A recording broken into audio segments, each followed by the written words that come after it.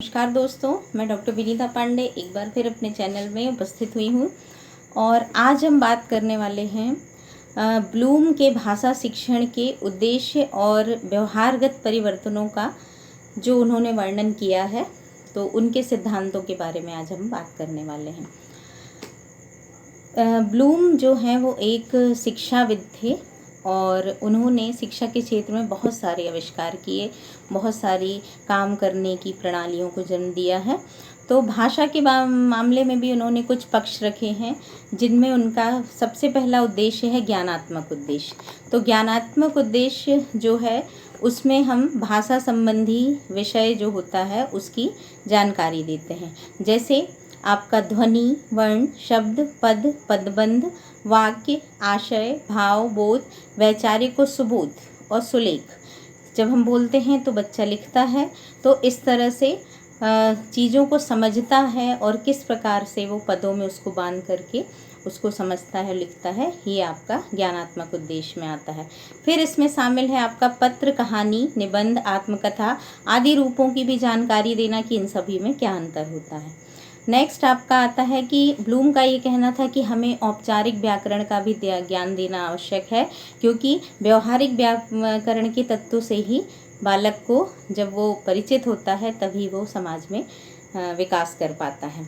अब उनका ये मानना था कि जब हम बच्चे को कुछ सिखाते हैं तो उसका अपेक्षित व्यवहारगत परिवर्तन होना चाहिए। जो वर्तमान पाठ्य योजनाओं में उसका समायोजन किया है, कुछ विद्वान करते हैं और कुछ नहीं करते।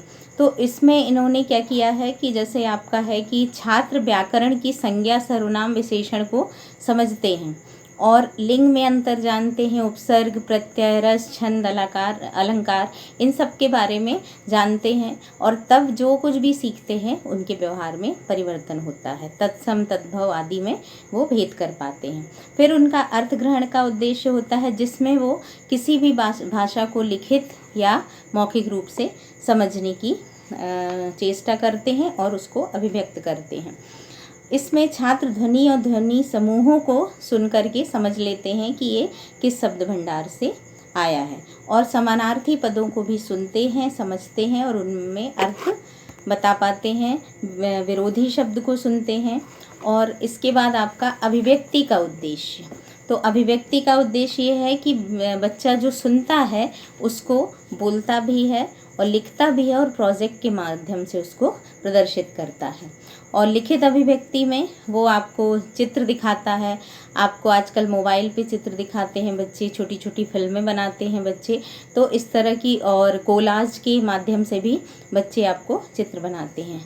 इसके बाद आपका आता है अभिरुचि का उद्देश्य। तो बच्चे की जो विशेष रुचि होती है वो अब अभिरुचि के अंतर्गत आती है। जैसे उसको विद्यालय में बहुत सारी चीज़ें होती, पत्रिका होती है, खेलकूद होती है, तो उसको जिसमें भी रुचि होती है वो उसमें आपका योगदान देता है। साहित्य के क्षेत्र में भी बच्चे आगे बढ़ते हैं। और अपेक्षित व्यवहार परिवर्तन इसमें ये होता है कि बच्चा शांति पाठ करना सीखता है, भोजन मंत्र करना सीखता है, प्रार्थना करना सीखता है, अपनी रुचि के अनुसार काम करता है। और सबसे अंतिम उद्देश्य जो था उनका कि सद्वृत्ति का उद्देश्य, व्यक्ति में आस्था, श्रद्धा, साहित्य का प्रेम, देश प्रेम, मानव प्रेम, संवेदनशीलता ये सब आती थी। तो भाषा की वास्तविक शिक्षा से विद्यार्थियों का अपेक्षित व्यवहार परिवर्तन होता है, जिसकी हम अपेक्षा करते हैं और इसमें हम 100% सफल होते हैं। तो उत्तम भाषा के शिक्षण के लिए ब्लूम ने हमें ये एक बहुत ही महत्वपूर्ण उद्देश्य के रूप में कुछ उद्देश्य दिए हैं, जिनका हमें प्रयोग करना चाहिए। बच्चे अच्छी अच्छी कविताएं लिखते हैं, कंठस्थ कर लेते हैं और जैसे कोई भी लेख सुनते हैं और उसके बाद वो उसका चित्र बनाते हैं। तो इस प्रकार की चीज़ें जो हैं वो वर्तमान में प्रयोग की जानी चाहिए। भाषा की कक्षा का और बहुत ही नया कॉन्सेप्ट है, जिसको भाषा शिक्षण में ब्लूम की भाषा शिक्षण के उद्देश्यों में शामिल किया गया है नए सिलेबस में। धन्यवाद।